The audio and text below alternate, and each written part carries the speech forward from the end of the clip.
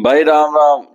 भाई मैं आपको बताऊं तो रियल एस्टेट का काम कैसा है। रियल एस्टेट का काम कुछ इस तरह का है, जैसे कि हम लोग कई बार फोन करते हैं, हम बोलते हैं जी आपके पास ये एरिया है, जैसे हम एरिया जाके देख लेते हैं, या डाटा हमारे पास बहुत डाटा है भाई, बहुत डाटा, मतलब उसको इस्तेमाल करने वाला कोई नहीं है, करोड़ों डाटा है। तो जैसे हम फोन करते हैं आपके पास ये चीज है, आप सेल पे रेंट पे दोगे, तो वो बोलते हैं सर ये तो आप हमारा ही बोले जा रहे हो। इससे वो समझ जाते हैं, जैसे कि हम बोलते हैं प्लॉट नंबर 9 सेक्टर 32 में इतना स्क्वायर फीट एरिया इतने फ्लोर पे, सर क्या रेट मांग रहे हो। इससे वो ये बात समझ जाते हैं कि ये जो है हमें ऐसे ही फोन करके पूछा है, ये टाइम पास कर रहा हो, समझ जाते हैं वो समझ जाते हैं कि ये जो है अब बाद में क्लाइंट कहीं से ढूंढ के हमारे लिए लाएगा और ये ऐसे ऐसे हमसे रेट पूछ लेगा। तो कई बार क्या है ना, कई ओनर इस चक्कर में रेट बताते नहीं है। उनको रहता है भाई क्यों बताऊं मैं रेट, पहले क्लाइंट लाओ फिर फेस टू फेस सब चीज बात कर लेंगे। कुछ कुछ लोगों को ये सब चीज से कोई दिक्कत नहीं होती है, वो मतलब बता देते हैं जो भी हम पूछते हैं। कुछ कुछ लोग फ्रस्ट्रेट हो जाते हैं भाई बताने में, क्योंकि इतने लोग फोन करते हैं, फिर वो भी परेशान हो जाते हैं।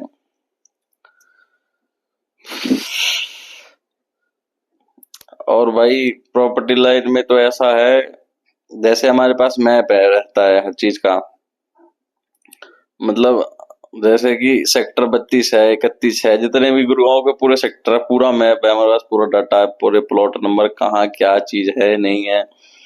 मतलब भाई धरती पे कोई किसी को बेवकूफ बना सकता है, प्रॉपर्टी डीलर को बेवकूफ नहीं बना सकता।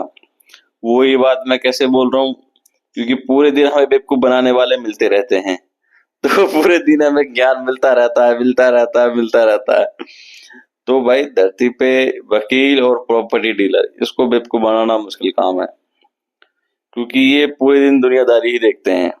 पूरे दिन प्रॉपर्टी दुनियादारी हर लोग से मिलते हैं, कौन कैसा है क्या है।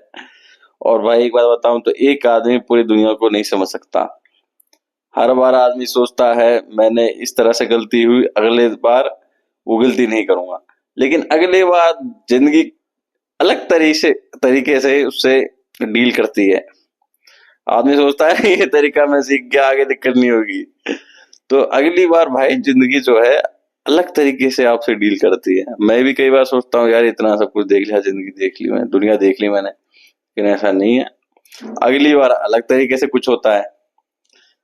तो एक आदमी पूरी दुनिया समझ भी नहीं सकता, लेकिन हाँ एक्सपीरियंस मिलता जाता है तो कुछ संभल के कुछ ये पता चल जाता है कि कहाँ कहाँ कदम ठीक से रखने हैं या क्या है, वो थोड़ा आइडिया लग जाता है। बाकी तो पूरी दुनिया तो कोई नहीं समझ पाया है ऐसे। और जैसे कि हम फिर प्रॉपर्टी का, अब थोड़ा लाइन से भटक गया मैं, जैसे कि प्रॉपर्टी का है हमारा, तो वहां पे हम जैसे कि फिर वहां से फिर उस जगह पे जाते हैं।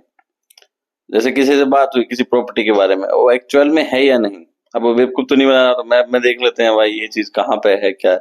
अब किसी क्लाइंट को दिखाने जाना हो, अब क्लाइंट को दिखाने तो जा रहे हैं, अब कौन सी जगह कहाँ पे है उस समय हम घूम घूम के देखेंगे, तो क्लाइंट क्या सोचेगा, अरे यार बेवकूफ बना रहा, पागल बना रहा है।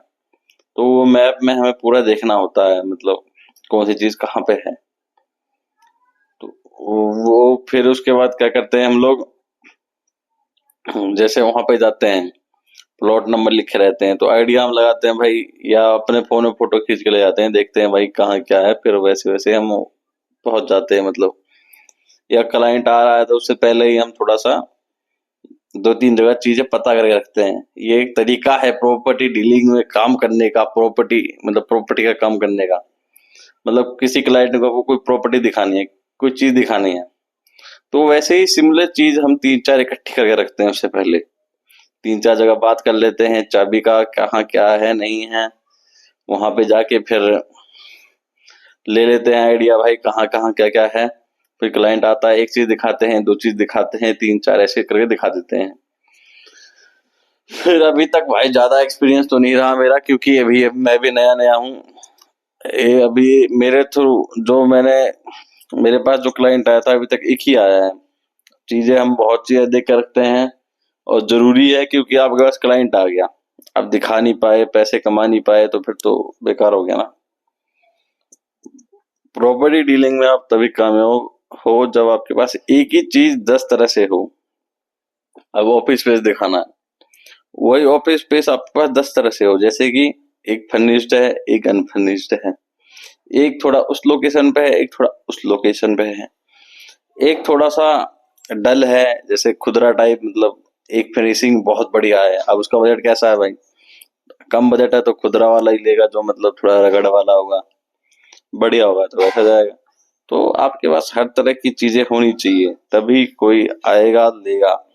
अब हर किसी का जेब, लोकेशन, हर चीज फर्क पड़ती है, डिपेंड करता है हर किसी का क्या है नहीं है।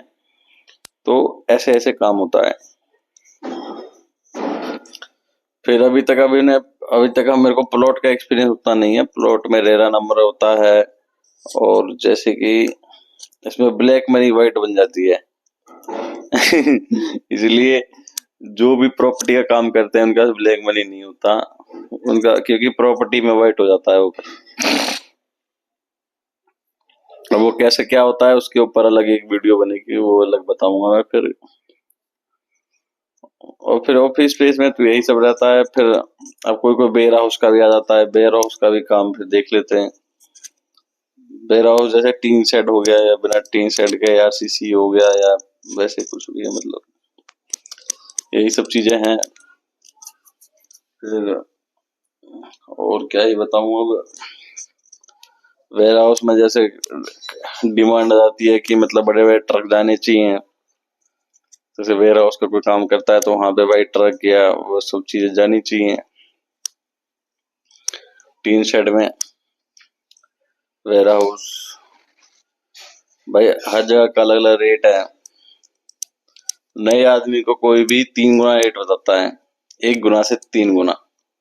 और 3 आदमी से आपने पूछ भी लिया ना तो भी आपको एक्चुअल रेट नहीं पता चलता, क्योंकि मेरे सर है, उन्होंने एक्चुअल रेट मुझे बता दिया, भाई ये 40 रुपए स्क्वायर फीट ही यहाँ पे रेट है, इतने में ही जाएगा। लेकिन जो हमारी प्रोक्सकॉपी है उसमें मैं फोन करूं, हर कोई बोलता 70 रुपए स्क्वायर फीट दूंगा भाई मैं। सर कहते नहीं, 40 रुपए से ऊपर कोई लेगा ही नहीं।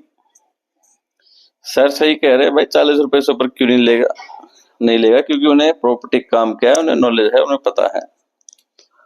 अब हम जैसे फोन करता हूँ, मैं जैसे फोन करता हूँ, या तो ये सोचते हैं इसे नॉलेज नहीं है, या तो मैं बोलता भी हूँ कि भाई 70 रुपए रेट ही नहीं है, 40 रुपए रेट है, तब भी वो मानते नहीं, बोलता नहीं जी हमें तो उतने में ही देना है। तो वो चीज खाली ही रह जाती है। मैंने एक गया था एक ऑफिस स्पेस में, मैं बोल वहां पे कोई भी ऑफिस स्पेस खाली नहीं थी, एक वही खाली थी।